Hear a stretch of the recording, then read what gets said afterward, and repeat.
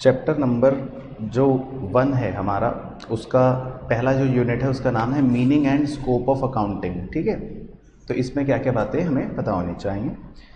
सबसे पहली बात है कि अकाउंटिंग जो है वो क्या होती है। Accounting is language of business, यानी कि बिजनेस की लैंग्वेज को हम अकाउंटिंग कहते हैं। दूसरा पॉइंट है कि ट्रांजैक्शन और इवेंट किसे कहा जाता है। तो ट्रांजैक्शन का मतलब होता है कि जब कोई एक्ट हम परफॉर्म करते हैं, मतलब कुछ होना यानी परफॉर्मेंस ऑफ एन एक्ट, और उस एक्ट के यानी कि उस ट्रांजैक्शन का जो परिणाम होता है, उस ट्रांजैक्शन का जो रिजल्ट होता है, उस रिजल्ट को हम कहते हैं इवेंट। तो इवेंट के सिर्फ 2 ही एग्जाम्पल्स हैं जो हमें याद रखने हैं। एक होता है क्लोजिंग स्टॉक का बचना और एक होता है ईयर के एंड पर प्रॉफिट या लॉस का होना। इन दोनों को हम कहते हैं इवेंट।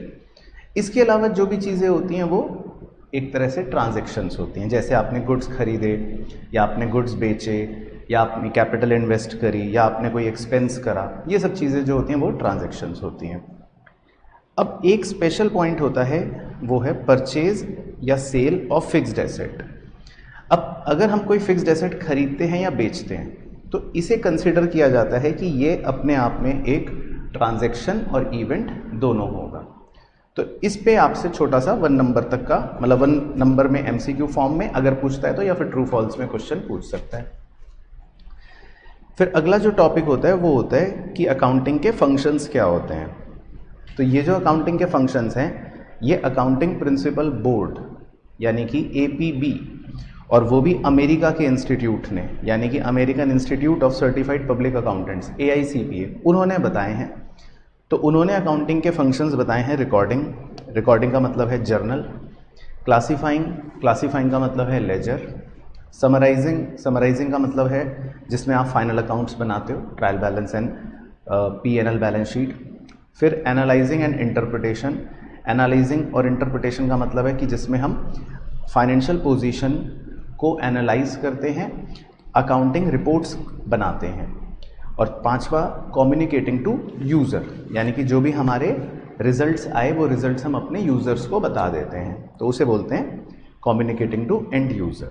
तो APB के तहत मतलब फंक्शंस ऑफ अकाउंटिंग जो है वो 5 हो गए: recording, classifying, summarising, analysing and interpretation और कम्युनिकेटिंग टू एंड यूज़र।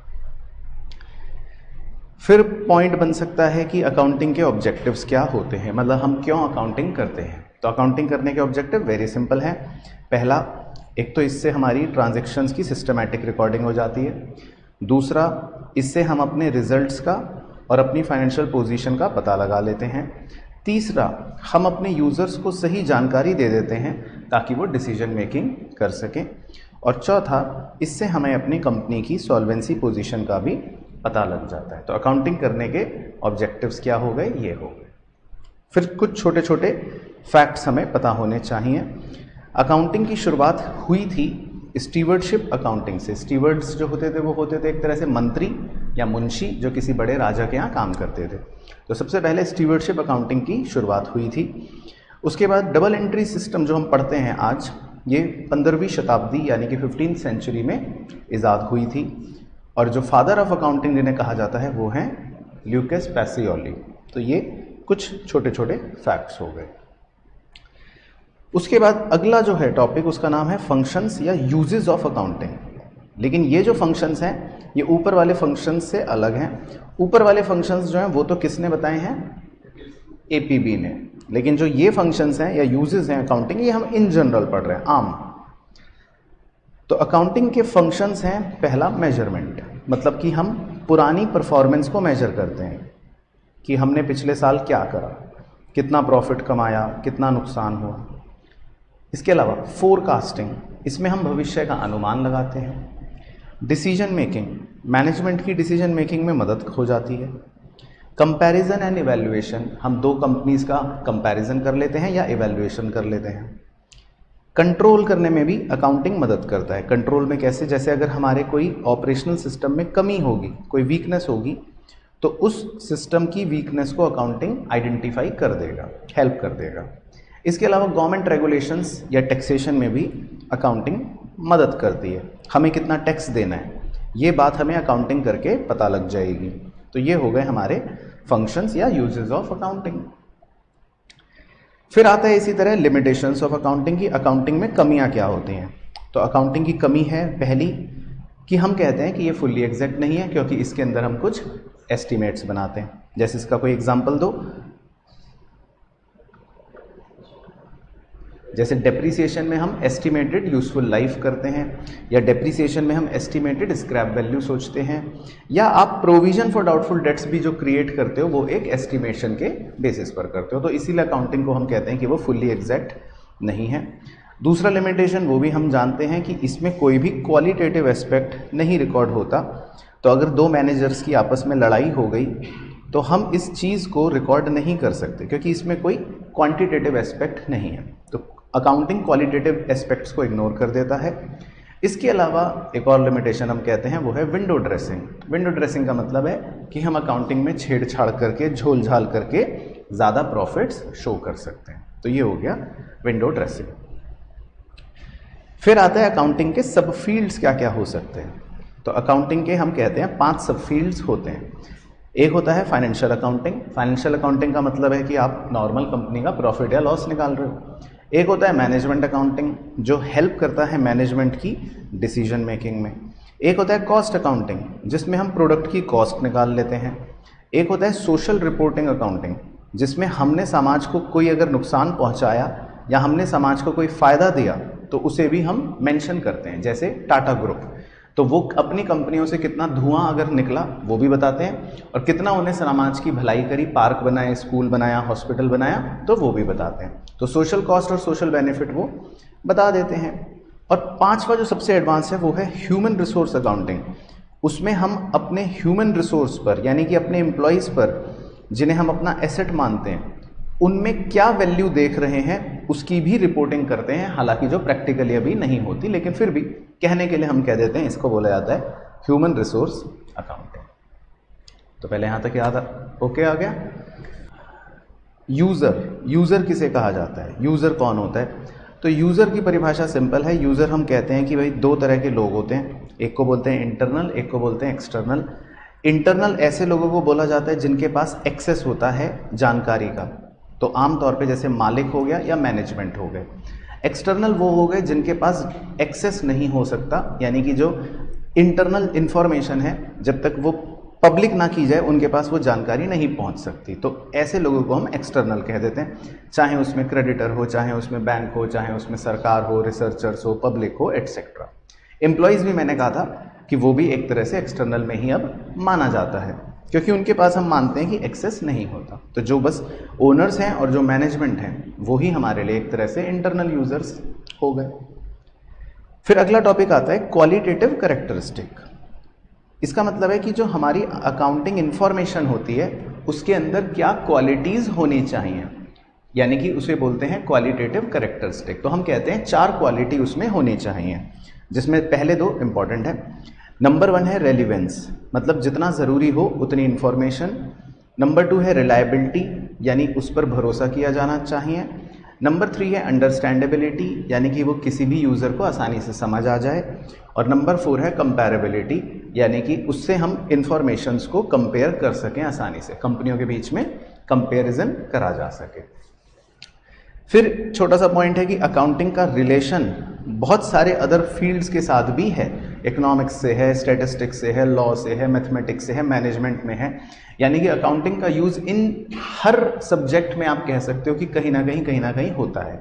और अकाउंटिंग के अंदर भी इन सारे सब्जेक्टों का कहीं ना कहीं इस्तेमाल हो जाता है। तो इसीलिए अकाउंटिंग को माना जाता है कि वो इन सारे ही सब्जेक्टों से या डिसिप्लिन से क्लोजली रिलेटेड है।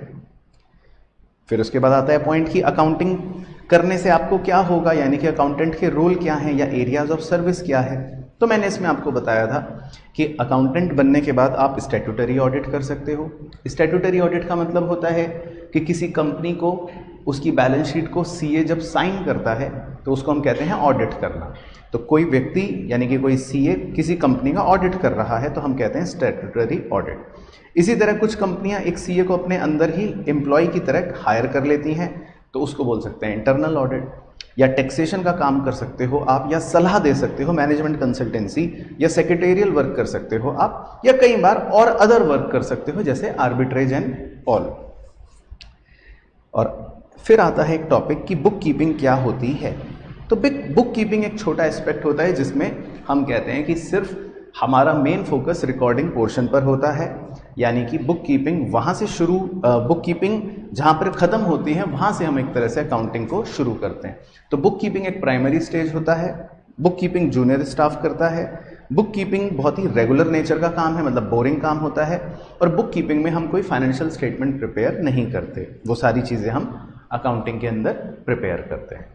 और लास्ट हमने एक छोटा सा चित्र बनाया था सिर्फ समझने के लिए कि बुक कीपिंग हम कह सकते हैं सबसे छोटा दायरा, अकाउंटिंग थोड़ा उससे बड़ा दायरा, लेकिन अकाउंटेंसी वो एक अपने आप में नॉलेज है, या एक तरह से हम कह सकते हैं कि वो तो हमारा सब्जेक्ट मैटर है, तो हम सब उसके एक विद्यार्थी हैं। तो अकाउंटेंसी एक सबसे वाइडर बक्से में नजर आ गया। तो ये तो हो गया था हमारा मतलब यूनिट 1 की कहानी। फिर 2 छोटे यूनिट्स थे, उनके बारे में और चर्चा कर लेते हैं। 2 छोटे यूनिट्स को कंबाइन करके हमने नाम दे रखा है अकाउंटिंग स्टैंडर्ड और इंडियन अकाउंटिंग स्टैंडर्ड। तो इसमें बहुत ही सिंपल कहानी थी। तो पहला तो आता है कि अकाउंटिंग स्टैंडर्ड क्या होता है। तो अकाउंटिंग स्टैंडर्ड का मतलब होता है कुछ ऐसे नियम, कुछ ऐसे रूल्स, कुछ ऐसे कह सकते हो आप पॉलिसियाँ या फॉर्मूले या प्रिंसिपल्स जो हमारी इंस्टीट्यूट यानी ICAI भारत में इशू करती है और जिसको सारे अकाउंटेंट फॉलो करते हैं। तो ये भी हमारे लिए एक तरह से रूल्स बन गए। तो इसीलिए लिखा है सेकेंड पॉइंट में कि accounting standards are the written policy documents issued by expert accounting body of each country. और ICAI जो है वो इंडिया में इसको इशू करता है। पॉइंट ये कि अकाउंटिंग स्टैंडर्ड्स क्यों आए या क्यों बनाने पड़े, इनके ऑब्जेक्टिव्स क्या हैं। तो इनके ऑब्जेक्टिव बहुत ही सिंपल हैं कि अगर एक मुंशी अलग तरह से अकाउंटिंग करेगा, दूसरा मुंशी अलग तरह से अकाउंटिंग करेगा, तो फिर हम कंपेयर नहीं कर पाएंगे। तो इसीलिए सारे मुंशी एक तरह से अकाउंटिंग करें। तो नॉन कंपेरेबिलिटी को एलिमिनेट करने के लिए अकाउंटिंग स्टैंडर्ड्स को बनाया गया। इसी तरह ट्रांसपेरेंसी या कंसिस्टेंसी को बरकरार रखने के लिए अकाउंटिंग स्टैंडर्ड बनाया गया। और फाइनेंशियल स्टेटमेंट्स की रिलायबिलिटी को बढ़ाने के लिए अकाउंटिंग स्टैंडर्ड्स बनाया गया। तो जैसे कि हर फील्ड में कुछ नियम होते हैं, तो अकाउंटिंग में भी नियम होते हैं, तो उनको हम बोल देते हैं अकाउंटिंग स्टैंडर्ड। फिर प्रक्रिया दे रखी है कि ये कैसे बनता है। तो बहुत ही सिंपल है। ICAI ने एक अकाउंटिंग स्टैंडर्ड बोर्ड बना रखा है जो 1977 में बना था। और वो अकाउंटिंग स्टैंडर्ड बोर्ड जो होता है वो इन अकाउंटिंग स्टैंडर्ड्स को AS को फॉर्मुलेट करता है, मतलब बनाता है। अब AS की लिमिटेशंस क्या हैं सर? AS के 3 लिमिटेशंस हैं। पहला ये कि AS कभी भी लॉ को ओवरराइड नहीं कर सकता। तो इसीलिए AS को हमने क्या नाम दिया था? छोटा कानून। तो लॉ जो है वो तो बड़ा कानून हो ही गया, तो AS जो है वो हमारे लिए है छोटा कानून, तो वो लॉ को ओवरराइड नहीं कर सकता। तो AS जो है it can not override statute, मतलब कि लॉ। दूसरा लिमिटेशन ये कि AS से थोड़ा सा रिजिडिटी हो जाएगी। रिजिडिटी का मतलब ये कि फ्लेक्सिबिलिटी कम रहेगी, क्योंकि हमें जो नियम दे रखे हैं उसी के हिसाब से काम करना पड़ेगा। और तीसरा ये कि कई बार अकाउंटिंग स्टैंडर्ड्स में अलग अलग अकाउंटिंग ट्रीटमेंट्स होते हैं, तो उनके बीच में चॉइस करना मुश्किल हो जाता है। जैसे बेस्ट एग्जांपल है अकाउंटिंग स्टैंडर्ड 6 डेप्रीसिएशन में 2 मेथड्स दे रखे होते हैं। तो अब कुछ मुंशी हो सकता है SLM मेथड फॉलो करें, कुछ मुंशी हो सकता है WDV मेथड फॉलो करें। तो कभी कभी डिफरेंट ऑल्टरनेटिव अकाउंटिंग ट्रीटमेंट्स के बीच में से कौन सा बेहतर है ये चुनना मुश्किल हो जाता है। तो अकाउंटिंग स्टैंडर्ड्स के भी हम कह देते हैं कि लिमिटेशन होते हैं। बाकी इनकी लिस्ट हमारे सिलेबस में नहीं है, तो वो इंस्टीट्यूट ने कह रखा है कि आपको मतलब पढ़ने की आवश्यकता नहीं है। अब हमने अकाउंटिंग स्टैंडर्ड को नाम दिया था क्या? Vanilla ice cream. तो थोड़ी देर उसको वनीला आइसक्रीम मान लेते हैं। फिर उसके बाद मैंने आपको स्टोरी सुनाई थी कि हम भारत में जो जितने भी मुंशी हैं वो सारे के सारे अकाउंटिंग स्टैंडर्ड्स को फॉलो करते हैं, लेकिन दुनिया में और भी देश हैं और हर देश अपने अपने हिसाब से अपने अपने नियमों को फॉलो करते हैं। अब क्योंकि ग्लोबलाइजेशन का ज़माना आ गया, तो यहाँ पर तो इंडिया की कंपनी का कंपैरिजन किसी US की कंपनी के साथ भी हो सकता है। तो उनके रूल्स अलग हैं, हमारे रूल्स अलग हैं, तो दिक्कतें आनी शुरू हो गई। तो ग्लोबल दिक्कतों को दूर करने के लिए एक इंटरनेशनल बोर्ड बनाया गया, यानी कि IFRS का निर्माण किया गया, जिसका पर्पज़ ये था कि पूरी दुनिया के अंदर ही यानी कि इंटरनेशनली एक ही तरह के अकाउंटिंग के नियम होने चाहिए। तो IFRS को हमने नाम दे दिया चॉकलेट आइसक्रीम। Chocolate ice cream. तो एक तरफ है हमारी अपनी इंडिया में चलने वाली वनीला आइसक्रीम और दूसरी तरफ है इंटरनेशनली रूल्स बनाने वाला चॉकलेट आइसक्रीम। तो अब हमारे पास ऑफर था कि हम अपनी वनीला आइसक्रीम को छोड़कर चॉकलेट आइसक्रीम खा सकते हैं, लेकिन हमने क्या करा, हमने मिक्स कर लिया, जिसको बोलते हैं कि हमने अपने अकाउंटिंग स्टैंडर्ड्स को कन्वर्ज कर लिया विद IFRS, यानी कि हमने अपने रूल्स को भी रखा, थोड़ा सा इनको मॉडिफाई करके इंटरनेशनल रूल्स के साथ मिक्स कर लिया। तो अब जो नई आइसक्रीम तैयार हो गई वो बन गई चोको वनीला आइसक्रीम, जिसको हम बोलते हैं इंडियन अकाउंटिंग स्टैंडर्ड्स। तो ये बन गया IAS। तो बस ये बेसिकली छोटा सा पॉइंट है। तो IAS जो है वो होते हैं इंडियन अकाउंटिंग स्टैंडर्ड। बाकी IFRS के साथ कन्वर्ज करने से फायदा क्या हुआ, तो ऑब्वियसली इसका फायदा 3 लोगों को हुआ। इकोनॉमी को भी, क्योंकि अब हम इंटरनेशनल बिजनेस भी आसानी से कर सकते हैं, क्योंकि हमारे भी नियम इंटरनेशनल नियम्स के साथ मैच कर रहे हैं। दूसरा, इन्वेस्टर को भी फायदा हुआ। अब आप अगर US की कंपनी में इन्वेस्ट करना चाहते हो तो आप आसानी से कर सकते हो, क्योंकि आपको पता है कि वो भी वही नियम फॉलो कर रहे हैं जो हमारे हैं। और इंडस्ट्री को भी ओवरऑल फायदा मिला, क्योंकि हमने फॉरेन कंट्रियों से या फॉरेन मार्केट से लोअर इंटरेस्ट रेट्स के हिसाब से लोन ले सकते थे। तो मतलब इन टोटलिटी IAS यानी कि इंडियन अकाउंटिंग स्टैंडर्ड्स के बनने का फायदा इकोनॉमी, इन्वेस्टर और इंडस्ट्री तीनों को हुआ, चोको वनीला आइसक्रीम। बाकी इसकी जो लिस्ट है वो हमें याद नहीं रखनी, लेकिन ये होते कैसे हैं उसकी प्रक्रिया भी देख लेते हैं। तो जो इंडियन अकाउंटिंग स्टैंडर्ड्स हैं, जिन्हें हम इंड AS भी बोल देते हैं, तो वो सेंट्रल गवर्नमेंट इशू करती है। किसके सुपरविजन के कंट्रोल के अंदर? जो ASB यानी अकाउंटिंग स्टैंडर्ड बोर्ड है ICAI का, उसके सुपरविजन के अंदर, और कंसल्ट करती है किसके साथ? NACAS के साथ, यानी national advisory committee on accounting standard. तो जो प्रक्रिया है वो कुछ ऐसी है कि जो NACAS है वो अपने रिकमेंडेशंस किसको भेजता है? मिनिस्ट्री ऑफ कॉर्पोरेट अफेयर्स को, MCA को, और MCA फिर वो IAS को इशू कर देती है। बाकी IAS की जो लिस्ट है वो हमें सिलेबस के अनुसार नहीं पढ़नी। तो ये 2 छोटे से यूनिट्स थे, वनीला आइसक्रीम और चोको वनीला आइसक्रीम, यानी AS और इंडियन AS। तो याद आ गया स्टोरी? तो ऑनलाइन वाले चीतों को बताओ, याद आ गई चोको वनीला आइसक्रीम की कहानी? यूनिट 2 जो है ये आप अच्छे से करके जाना एग्जाम के लिए मेनली, ठीक। इसका क्वेश्चन जो है वो बिल्कुल आएगा। तो इसका यूनिट का नाम है बेसिकली अकाउंटिंग प्रिंसिपल्स या कन्वेंशंस या कॉन्सेप्ट, कुछ भी कह लो। तो हम इसको प्रिंसिपल्स से ही शुरू करते हैं, नाम से। तो प्रिंसिपल का मतलब ये होता है कि हमने कुछ रूल्स बना लिए, कुछ नॉर्म्स बना लिए जो सबको फॉलो करने हैं, लेकिन इन्हें 2 कैटेगरीज में डिवाइड करा गया है। एक को बोलते हैं अकाउंटिंग कॉन्सेप्ट्स और दूसरे को बोलते हैं अकाउंटिंग कन्वेंशंस। कॉन्सेप्ट्स का मतलब ये होता है कि कुछ हम दिमाग में अजम्पशंस सोचते हैं कि भाई अजम्पशंस हैं, और अकाउंटिंग कन्वेंशंस का मतलब होता है कि जो हमारी पुरानी प्रथाएं चली आ रही हैं उन प्रथाओं को हम फॉलो कर रहे हैं और वो आज नतीजे बन गए, आउटकम बन चुके हैं। तो पहले हम कॉन्सेप्ट्स की बात कर लेते हैं। तो अकाउंटिंग में सिर्फ 3 ही अजम्पशंस होते हैं जो हर मुंशी को मानने पड़ते हैं। पहले अजम्पशन का नाम है गोइंग कंसर्न, दूसरे का है कंसिस्टेंसी और तीसरे का है एक्रूवल। तो पहले हम इन तीनों के बारे में देख लेते हैं कि ये क्या होते हैं।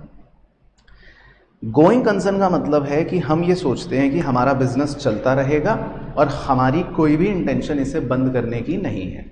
ये तो हो गया सिंपल पॉइंट। लेकिन इस अजम्पशन की वजह से ही हम कैपिटल और रेवेन्यू एक्सपेंडिचर के बीच में भेदभाव करते हैं, क्योंकि जब हम कैपिटल और रेवेन्यू एक्सपेंडिचर के बीच में डिफरेंस सोचते हैं तो हमारा नजरिया कैपिटल एक्सपेंडिचर को लेकर होता है लंबे समय का और रेवेन्यू एक्सपेंडिचर को लेकर होता है छोटे समय का। तो दैट मीन्स हम ये सोच रहे हैं कि कंपनी अभी लंबे समय तक चलती रहेगी। तो गोइंग कंसर्न का मतलब यही है कि हमारी अजम्पशन ही ये सोच रही है कि बिजनेस जो है ये लंबे समय तक चलता ही रहेगा। तो इसीलिए हम कह देते हैं गोइंग कंसर्न, बिजनेस चलता रहेगा।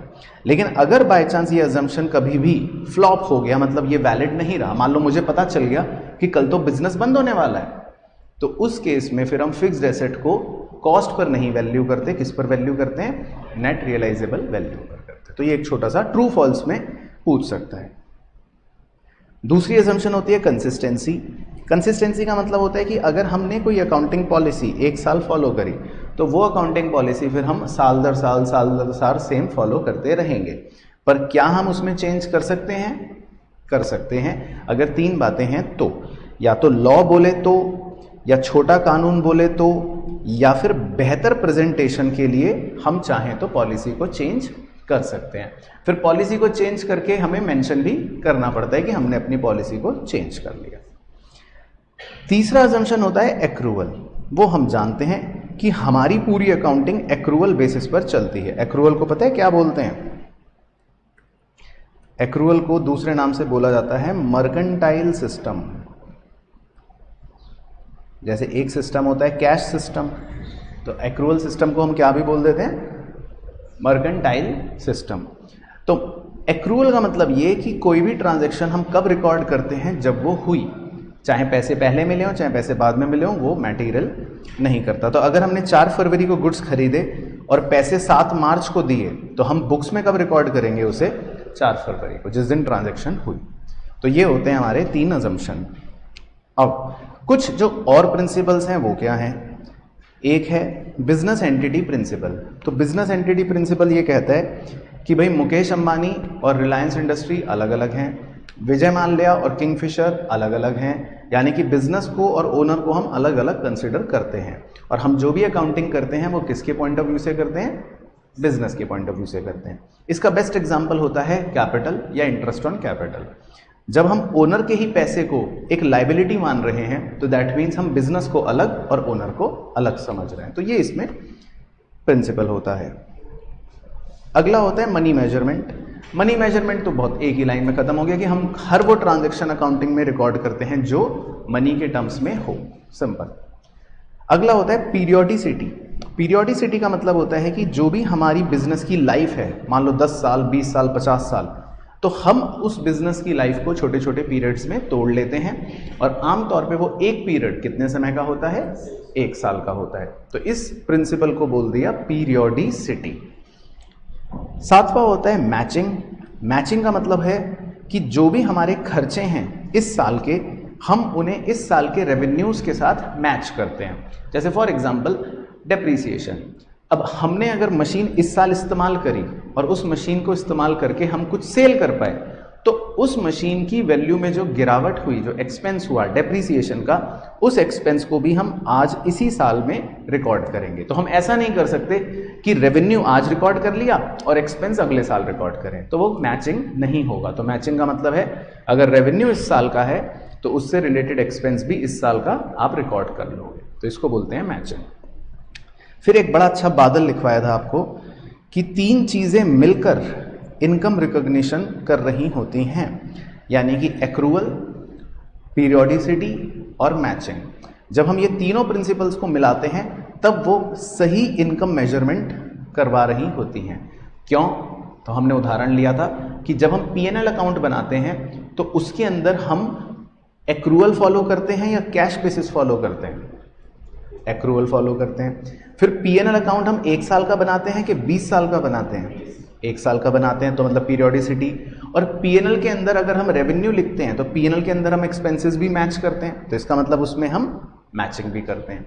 तो जब ये 3 प्रिंसिपल इकट्ठे काम कर रहे होते हैं तो हमारा सही प्रॉफिट आ रहा होता है। तो ये एक ट्रू फॉल्स के लिए पॉइंट बन गया।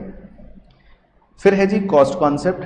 कॉस्ट कॉन्सेप्ट कहता है कि फिक्स्ड एसेट्स को कॉस्ट पर रिकॉर्ड करना है, मार्केट वैल्यू को इग्नोर करना है। सेम चीज रियलाइजेशन कॉन्सेप्ट भी कहता है, तो it follows cost concept only. तो ये कहता है कि हम अपने फिक्स्ड एसेट को कॉस्ट पर ही रिकॉर्ड करेंगे, लेकिन हाँ, हम उसकी रियलाइजेबल वैल्यू तभी रिकॉर्ड करेंगे जब हम उसको एक्चुअल में बेच देंगे। उससे पहले हमें रियलाइजेशन वैल्यू का कुछ नहीं करना।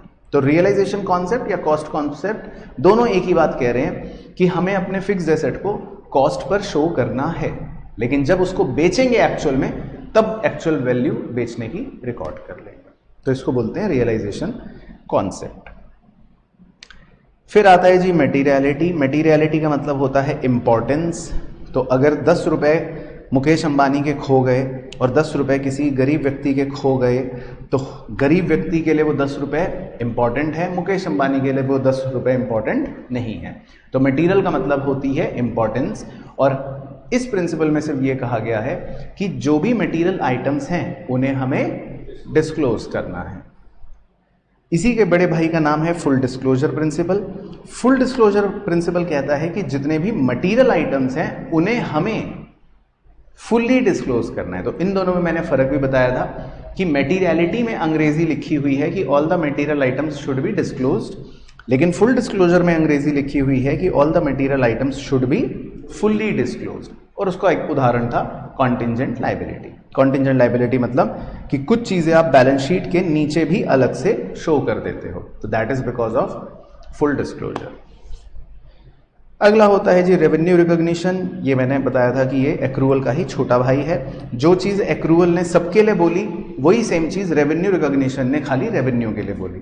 तो रेवेन्यू रिकॉग्निशन ये कहता है कि हम ट्रांजैक्शन को तभी रिकॉर्ड कर लेंगे जब हमारा मतलब अधिकार बन गया, यानी जब हमने ट्रांजैक्शन करी।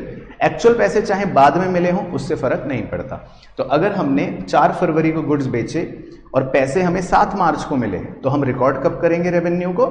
4 फरवरी को। तो रेवेन्यू रिकॉग्निशन भी एक्रूअल वाली ही भाषा बोल रहा है। 13th होता है डुअल एस्पेक्ट। डुअल एस्पेक्ट का मतलब होता है कि हर ट्रांजैक्शन के 2 पहलू होते हैं, एक होता है डेबिट, एक होता है क्रेडिट। डेबिट का मतलब हमने एसेट के रूप में लिख लिया या समझ लिया, और क्रेडिट का मतलब कैपिटल और लायबिलिटी के रूप में समझ लिया। तो ये इक्वेशन हमेशा आपकी मैच करती है। एसेट अगर बढ़ेंगे तो कैपिटल या लायबिलिटी भी बढ़ जाएगी, एसेट अगर कम होंगे तो कैपिटल या लायबिलिटी भी कम हो जाएगी। कई बार एसेट ही बढ़ेगा, एसेट ही घटेगा, कई बार लायबिलिटी ही बढ़ेगी, लायबिलिटी ही घटेगी, लेकिन इक्वालिटी हमेशा मैच होती रहेगी। तो इसको बोलते हैं डुअल एस्पेक्ट प्रिंसिपल। और लास्ट होता है कंजर्वेटिज्म यानी कि प्रूडेंस। प्रूडेंस ये कहता है कि अगर हमें भविष्य में नुकसान होने की संभावना लग रही है तो हम उसको कंसिडर कर लेंगे, उसको रिकॉर्ड कर लेंगे, लेकिन अगर हमें भविष्य में प्रॉफिट्स हो रहे हैं या लग रहा है कि कुछ फायदा होगा तो हम उसको इग्नोर कर देंगे। तो मैंने इसका एक एग्जांपल दिया था कि अगर आपको रात को सपना आया और आपको लग रहा है कि आप सीए में फेल हो जाओगे तो फिर आप उस बात को सीरियसली लोगे और अपनी पढ़ाई करना शुरू कर दोगे। लेकिन अगर आपको सपना आया कि आपकी रैंक 1 आ गई तो आप, ऐसा तो नहीं है कि मिठाइयाँ बांटना शुरू कर दोगे, आप क्या करोगे? उसको इग्नोर कर दोगे, क्योंकि आपको पता है कि अब ये रियलिटी नहीं है। तो सेम चीज़ कंजर्वेटिज्म में है। तो जहाँ पर भी हमें भविष्य में नुकसान होने का लगता है, जैसे कि प्रोविजन फॉर डाउटफुल डेट्स या क्लोजिंग स्टॉक, तो हम उन्हें लोअर वैल्यू पर रिकॉर्ड करते हैं। तो ये कंजर्वेटिज्म को शो कर रहा होता है। तो ये होते हैं हमारे सारे 14 प्रकार के क्या मतलब प्रिंसिपल्स, तो जिसमें 3 आपको क्या याद रखने हैं? अजम्पशंस, और 11 एक तरह से आपको दूसरे प्रिंसिपल्स कह लो वो पता होने चाहिए। तो क्लियर है सारे?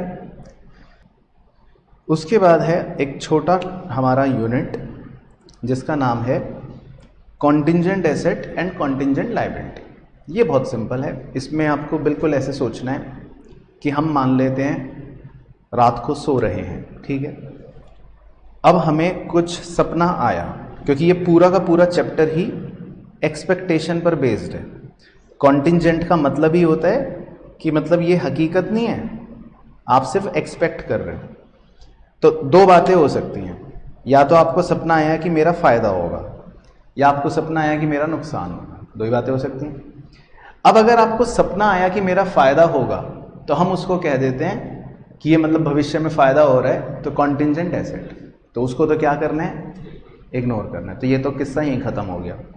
लेकिन अगर आपको लग रहा है कि मेरा भविष्य में नुकसान हो जाएगा, है ना, आउटफ्लो हो जाएगा, कि आपको सपना आया कि मेरा सामान जल गया, फैक्ट्री में आग लग गई, कुछ भी ऐसा बुरा आपको सपना आया, तो हम उसकी 3 कैटेगरियां बनाते हैं। एक को बोलते हैं प्रोबेबल। प्रोबेबल का मतलब हो गया कि जब आप बिल्कुल ऑलमोस्ट 100% तो नहीं, लेकिन 80-90% ये श्योर हो कि नुकसान तो हो गई।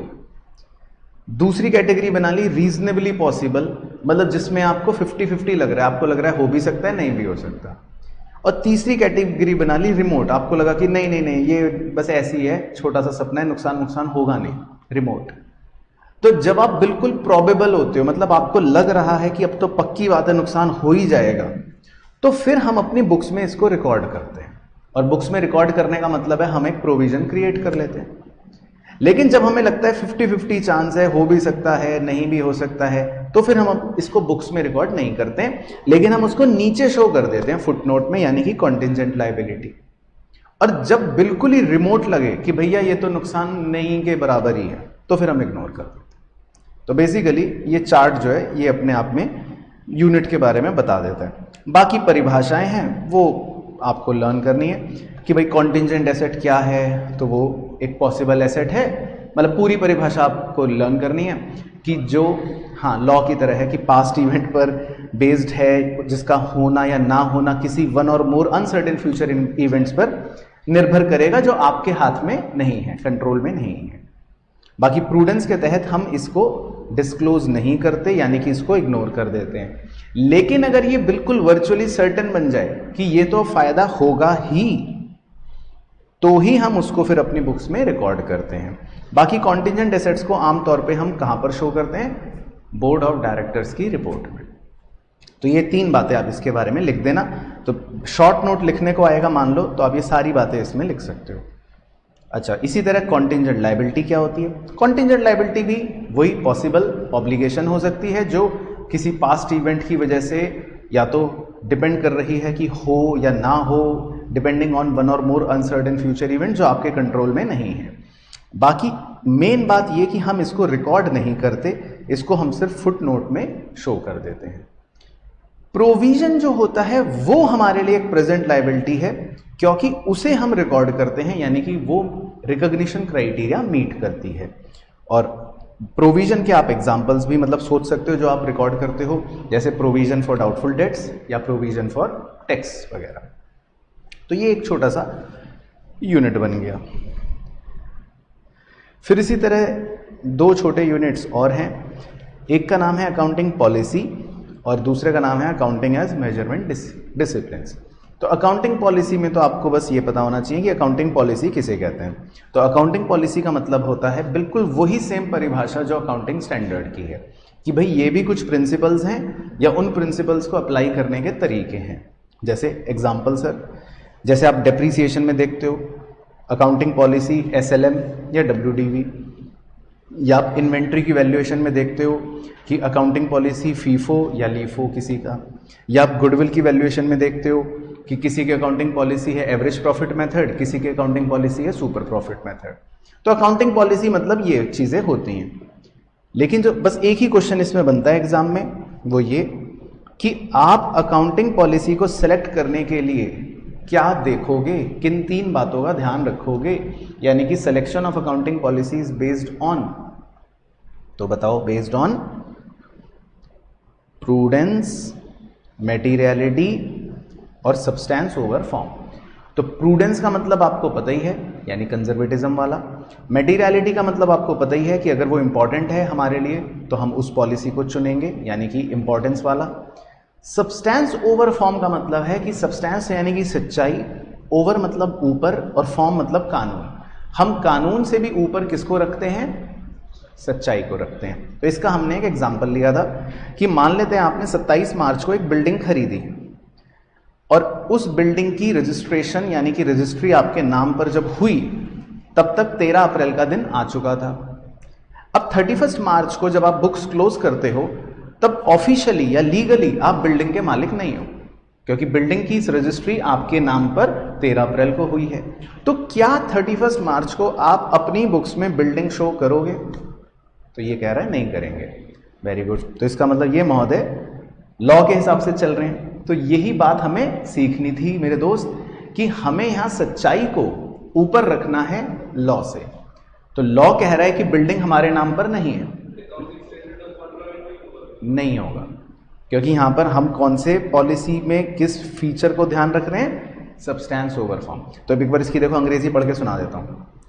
Transaction should be accounted for, मतलब ट्रांजैक्शन को रिकॉर्ड कर लो in accordance with actual happening and economic reality of transaction, not by its legal form. तो हम किसी भी अकाउंटिंग ट्रांजैक्शन में उसकी इकोनॉमिक रियलिटी देखते हैं। तो अगर मैंने बिल्डिंग 27 मार्च को खरीद ली तो मतलब खरीद ली, ये इकोनॉमिक रियलिटी है। रजिस्ट्री में 10 दिन लग गए और लीगल रूप में वो बिल्डिंग मेरे नाम 13 अप्रैल को हुई, वो एक अलग बात है। तो यही बात सब्सटेंस ओवर फॉर्म में होती है। तो खैर, तो 3 फीचर्स होते हैं बस, जिसके आधार पे हम अपनी अकाउंटिंग पॉलिसी का सिलेक्शन करते हैं: प्रूडेंस, सब्सटेंस ओवर फॉर्म और मटेरियलिटी। उसके बाद accounting and measurement principle, measurement discipline में बस छोटी बातें हैं, वो आपको बस 1 नंबर के हिसाब से ट्रू फॉल्स में पता होनी चाहिए कि भाई मनी जो है वो हमारा मेजरमेंट स्केल होता है। मनी का कोई यूनिवर्सल डिनोमिनेशन नहीं है, क्योंकि यहाँ रुपए है, कहीं डॉलर है, कहीं पाउंड है, कहीं येन है। मनी जो है वो यूनिवर्सली एप्लीकेबल नहीं होता। तो आप 2000 का नोट लेके यूएसए पहुंच जाओ तो वो कहेंगे ये क्या ले आए आप। मनी जो है वो स्टेबल नहीं होता, यानी वॉलेटाइल होता है। आज $1 80 रुपए का है, हो सकता है परसों 90 का हो जाए या 60 का हो जाए, तो मतलब मनी की वैल्यू भी स्टेबल नहीं होती। बाकी मेजरमेंट के एलिमेंट्स हैं वो एक सिंपल स्टेप्स हैं, आप उसमें कीवर्ड्स याद रखना कि आइडेंटिफिकेशन, सिलेक्शन और इवैल्यूएशन। यानी कि पहले, सबसे पहले हम आइडेंटिफाई करते हैं कि हमारा इवेंट क्या है, फिर हम सिलेक्शन करते हैं कि उस इवेंट को किस स्केल में मेजर करना है, कि डॉलर की टर्म्स में, रुपी की टर्म्स में, पाउंड की टर्म्स में किस स्केल में उसको मेजर करना है, और फिर हम उसका करते हैं इवैल्यूएशन, यानी कितने का है, यानी 1000 रुपये, 2000 रुपये या 1500 रुपये, वॉटएवर। तो 3 स्टेप्स बन गए एलिमेंट्स ऑफ मेजरमेंट के: आइडेंटिफिकेशन, सिलेक्शन और इवैल्यूएशन। लेकिन जो क्वेश्चन आता है वो एक ही आता है बस इस यूनिट में से, छोटे में से, कि वैल्यूएशन के कितने प्रिंसिपल होते हैं? 4 प्रिंसिपल होते हैं। एक को बोलते हैं हिस्टोरिकल कॉस्ट, एक को बोलते हैं करंट कॉस्ट, एक को बोलते हैं रियलाइजेबल वैल्यू, एक को बोलते हैं प्रेजेंट वैल्यू। तो 4 प्रिंसिपल्स होते हैं वैल्यूएशन के। तो इसका एक एग्जांपल डिस्कस कर लेते हैं। आपने 5 साल पहले एक घर खरीदा 20 लाख का, जिसकी आज रियलाइजेबल वैल्यू, यानी कि अगर आज आप उस घर को बेचोगे तो आपको मिलेंगे 25 लाख रुपए। लेकिन अगर आप वही सेम, यानी कि बिल्कुल वैसा सिमिलर घर खरीदोगे अपने पड़ोसी का, मान लो, तो वो मिलेगा आपको 28 लाख का, 28 लाख का। आपके घर की फ्यूचर वैल्यू 3 साल बाद 50 लाख है, और उसी की आज की डिस्काउंटेड प्रेजेंट वैल्यू 35 लाख है। तो यहां से यही 4 प्रिंसिपल्स हमारे डिराइव हो रहे हैं। तो अगर हम देखें कि हमारी हिस्टोरिकल कॉस्ट क्या है, तो हम कहेंगे कि हमने 5 साल पहले घर कितने का खरीदा? 20 लाख का। अगर हम कहें कि करंट कॉस्ट क्या है, तो करंट कॉस्ट का मतलब याद रखना हमेशा, करंट कॉस्ट का मतलब होता है कि जो हमारे वाले घर की तरह सिमिलर घर है वो कितने का है, तो वो है 28 लाख का। अगर कोई पूछे कि हमारे घर की आज की रियलाइजेबल वैल्यू क्या है, तो हम कहेंगे 25 लाख। और अगर कोई पूछे कि हमारे घर की आज प्रेजेंट वैल्यू क्या है, तो हम कहेंगे 35 लाख। फ्यूचर वैल्यू ये कोई वैल्यूएशन प्रिंसिपल नहीं होता, इस बात का भी ध्यान रखना है ट्रू फॉल्स के लिए। तो इसीलिए इसको हमने काट रखा है ब्लॉक बना के। तो वैल्यूएशन प्रिंसिपल 5 नहीं होते, सिर्फ कितने होते हैं? 4 होते हैं। तो फ्यूचर वैल्यू को हम वैल्यूएशन प्रिंसिपल नहीं मानते। तो historical cost, current cost, realisable value और प्रेजेंट वैल्यू। तो याद आ गया? तो ऑनलाइन वाले चीतों को भी पूछ लेते हैं। तो ऑनलाइन वाले चीते, अब इसके बाद एक यूनिट और है जिस पर क्वेश्चन कई बार 5 नंबर तक की वेटेज में हमसे पूछ लेता है। उस यूनिट का नाम है कैपिटल एंड रेवेन्यू एक्सपेंडिचर या रिसिप्ट। तो इसमें लिखा हुआ है कि 50% अंडरस्टैंडिंग और 50% रटना, यानी कि इसमें कुछ बातें आपको थोड़ा सा लर्न करनी पड़ेंगी और कुछ बातें तो आपको समझनी पड़ेंगी। तो हम समझने वाली पर फोकस कर लेते हैं, क्योंकि रटने वाली तो स्वाद अनुसार नमक की तरह है, तो वो तो आपको खुद ही अपने हिसाब से करना पड़ेगा। चलो, तो खैर पहले कैपिटल एक्सपेंडिचर पर फोकस करते हैं, इसके सारे अच्छे से पॉइंट देखते हैं। कैपिटल एक्सपेंडिचर में हमने बहुत से पॉइंट्स लिखे हैं, और पहला पॉइंट ये है कि जब हम कोई फिक्स्ड एसेट खरीदते हैं वो एक कैपिटल एक्सपेंडिचर है। दूसरा फीचर ये हो सकता है कि कैपिटल एक्सपेंडिचर आपको नॉन रिकरिंग नेचर का मिले, मतलब बार बार नहीं होगा। तीसरा फीचर ये मिल सकता है कि कैपिटल एक्सपेंडिचर आपको एक लंबे समय का बेनिफिट देगा, मतलब 1 साल से ज़्यादा का आपको बेनिफिट प्रोवाइड करेगा। चौथा पॉइंट ये बन सकता है, जो सबसे इंपॉर्टेंट है, कि जब आप कोई रिपेयर करते हैं जिसकी वजह से आपके एसेट की प्रोडक्टिव कैपेसिटी बढ़ जाए। जैसे हमने एक एग्जांपल लिया था कि एक सिनेमा हॉल वाले ने अपने सिनेमा हॉल के अंदर रिपेयर्स करवाया, और उसके रिपेयर्स की वजह से 200 की कैपेसिटी बढ़कर 250 हो गई। तो हम इस रिपेयर को क्या बोलेंगे? Capital expenditure. सिमिलरली अगर आप कोई सेकेंड हैंड एसेट खरीदते हैं, आपने एक सेकेंड हैंड गाड़ी खरीदी और उस गाड़ी को खरीदते ही जस्ट आफ्टर दैट गाड़ी आप कुछ खर्चा करते हो, जैसे आपने उसमें कुछ गाड़ी खरीद के उसका आपने कवर खरीदा या आपने 1 रुपए का कुछ भी खरीदा, तो वो सारे खर्चे भी कैपिटल एक्सपेंडिचर मान लिए जाएंगे। इसके अलावा कैपिटल एक्सपेंडिचर के फीचर में हम कहते हैं कि बिग मनी इन्वॉल्व होता है, यानी कि ज़्यादा पैसा इन्वॉल्व होता है। अगर आपने कोई अमाउंट पे करा किसी लाइसेंस को या किसी राइट्स को सक्सेसफुली ऑब्टेन करने के लिए, तो वो भी एक कैपिटल एक्सपेंडिचर होते हैं, क्योंकि अगर आपको लाइसेंस नहीं मिला यानी कि आप अनसक्सेसफुल रहे, तो फिर वो रेवेन्यू एक्सपेंडिचर कहलाया जाएगा।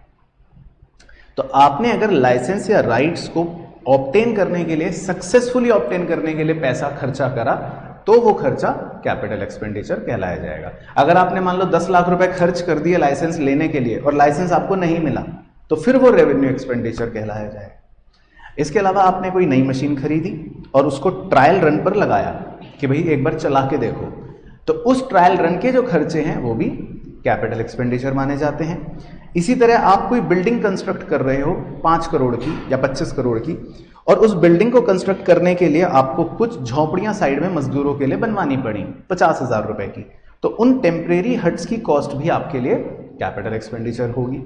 इसी तरह उन झोपड़ियों को हटाने का यानी कि डिमोलिशन का खर्चा अगर आया, तो वो भी कैपिटल एक्सपेंडिचर होगा। इसके अलावा भी और उदाहरण बन सकते हैं। तो कैपिटल एक्सपेंडिचर जो है वो कुछ कुछ इस तरह का होगा, लेकिन मूल नेचर की अगर हम बात करें तो कैपिटल एक्सपेंडिचर का मूल नेचर उधर कोने में लिखा है कि जिससे आपके या तो एसेट बढ़ेंगे या आपकी लायबिलिटी कम हो जाएगी। दूसरे होते हैं जी रेवेन्यू एक्सपेंडिचर, उसके उल्टे, यानी कि ये हमारे रोजमर्रा के खर्चे होते हैं जिन्हें हम कह सकते हैं डायरेक्टली हमारे रेवेन्यू से रिलेटेड। सबसे सिंपल तरीका याद रखने के लिए कि जितने भी खर्चे या जितनी भी चीजें आप पीएनएल में डेबिट करते हो, वो सारे खर्चे रेवेन्यू एक्सपेंडिचर होते हैं। इनका नेचर जो होता है वो रिकरिंग होता है, यानी कि ये आपको बार बार होते हुए नजर आएंगे। इसके अलावा इनका बेनिफिट भी आपको एक ही अवधि तक मिलता है, ऐसा नहीं है कि लंबे समय तक मिलेगा। इसके उदाहरण में है जैसे मेंटेनेंस एक्सपेंस। मेंटेनेंस एक्सपेंस को हम मानते हैं कि इससे कोई प्रोडक्टिव कैपेसिटी नहीं बढ़ रही, जैसे कि व्हाइट वॉश, हम दीवारें यहाँ पुतवा लें तो इससे कोई कैपेसिटी नहीं बढ़ेगी। इसी तरह अगर आपने लाइसेंस या राइट्स को लेने के लिए कुछ खर्चा करा लेकिन वो आपको नहीं मिला, यानी कि अनसक्सेसफुल रह गया, तो रेवेन्यू एक्सपेंडिचर है।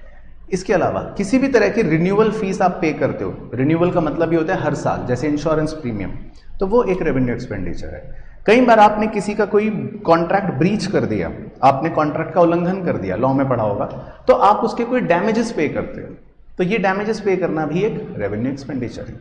आपने अपने न्यू शोरूम का इनॉग्रेशन करवाया और उसके लिए अमिताभ बच्चन जी को बुलाया और इनॉग्रेशन के एक्सपेंसेस आपने करे, तो वो भी आपके लिए एक रेवेन्यू एक्सपेंडिचर है। तो इन दोनों पर देखो मैंने बना रखा है आर का सिंबल, यानी कि ये दोनों खर्चे रेवेन्यू एक्सपेंडिचर के हैं, तो ये पीएनएल में डेबिट हो जाएंगे। बाकी एक ट्रू फॉल्स का पॉइंट बनता है कि अगर हम किसी रेवेन्यू एक्सपेंडिचर को कैपिटल एक्सपेंडिचर समझ लेंगे तो उससे फिर हमारे प्रॉफिट्स और हमारे एसेट्स का ओवर स्टेटमेंट हो जाएगा, क्योंकि हम अपने खर्चे को खर्चा ना समझ के एसेट समझ रहे हैं, तो दैट मीन्स हमारे प्रॉफिट्स और हमारे एसेट्स बढ़ जाएंगे। तो ये हो गया रेवेन्यू एक्सपेंडिचर। बाकी इनके कुछ डिफरेंस है, ये आपको पता होने चाहिए अच्छे से। कुछ तो मैंने बता ही दिया। नेचर ऑफ बिजनेस, अगर फर्नीचर का डीलर है उसके लिए फर्नीचर खरीदना क्या है, गुड्स, तो रेवेन्यू एक्सपेंडिचर।